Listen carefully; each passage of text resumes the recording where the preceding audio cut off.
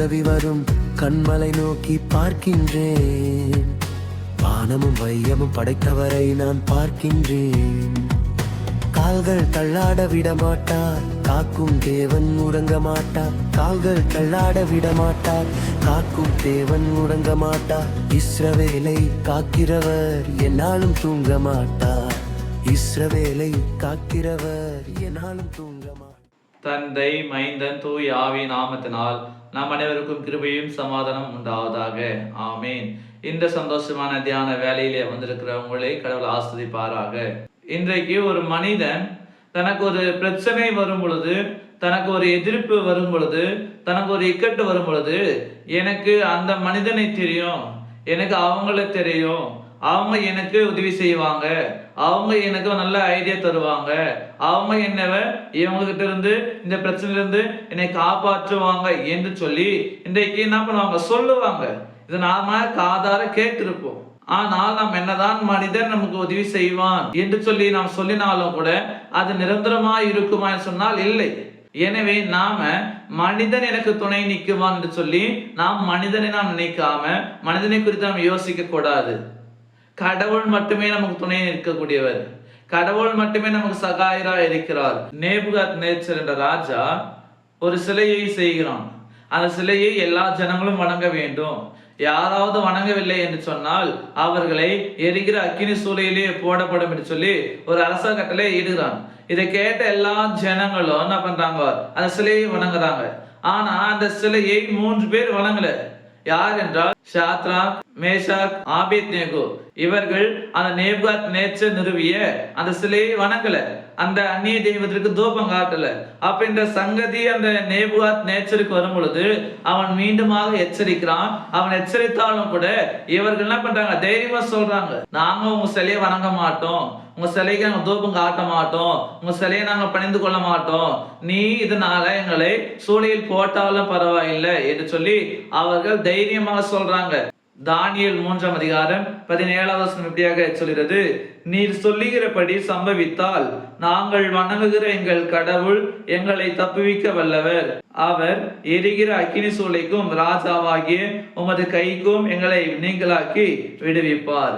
அவங்க பார்க்கின்ற பொழுது அந்த 3 பேரும் சொல்றாங்க நேபுகாத்நேச்சரை பார்த்து, நீ எங்களை அக்கினி சூளையில போட்டாலும் கூட நாங்கள் ஆராதிக்கிற, நாங்கள் நம்புகிற, நாங்கள் விசுவாசிக்கிற, நாங்கள் தொழுது கொள்கிற எங்க கடவுள் எங்களை நீங்களாக்க வல்லவர், எங்களை பாதுகாக்க வல்லவர் என்று சொல்லி அந்த இடத்துல அவங்க என்ன பண்றாங்க, கடவுளை சொல்லுகிறார்கள். கடவுள் எங்களுக்கு உதவி செய்வார்னு சொல்லி அந்த 3 பேரும் சொல்லுகிறார்கள்.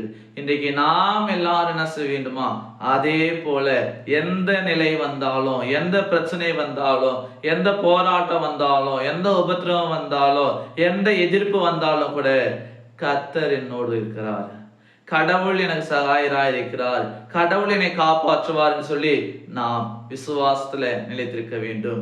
ஏனென்றால் வேதம் இப்படியாக சொல்கிறது. எபிரேயர் 13ஆம் அதிகாரம் 6ஆவது வசனம் இப்படியாக சொல்கிறது, அதனாலே நாம் தைரியம் கொண்டு கர்த்தர் எனக்கு சகாயர், நான் பயப்படேன், மனுஷர் எனக்கு என்ன செய்வான் என்று சொல்லலாமே. ஆம் எனக்கு அன்பானவர்களே, இந்த இடத்துல நாம் பார்க்கின்ற பொழுது கர்த்தருடைய வார்த்தை சொல்லுது, கர்த்தர் எனக்கு சகாயர், நான் பயப்படேன், மனுஷர் எனக்கு என்ன செய்வான் என்று சொல்லி நாம சொல்லலாமே. மனுஷன் நமக்கு உதவி செய்வான் என்று சொல்லி, மனுஷன் நம்மை காப்பாற்றுவான் என்று சொல்லி, மனுஷன் நம்மை நடத்துவான் என்று சொல்லி நாம் மனிதனை நாம பார்க்காம மெய்யான சகாயராகிய, உண்மையாய் உதவி செய்கிறவராகிய, உண்மையாய் நம்மை பாதுகாப்பவராகிய, உண்மையாய் நம்மை நடத்துகிறவராகிய இயேசு ஆண்டவரை நாம நோக்கி பார்ப்போம். அந்த இயேசு ஆண்டவர் மட்டுமே நமக்கு சகாயர், அவர் மட்டுமே நமக்கு உதவி செய்கிறவர், அவர் மட்டுமே நம்மை நடத்துகின்றவராய் இருக்கிறார்.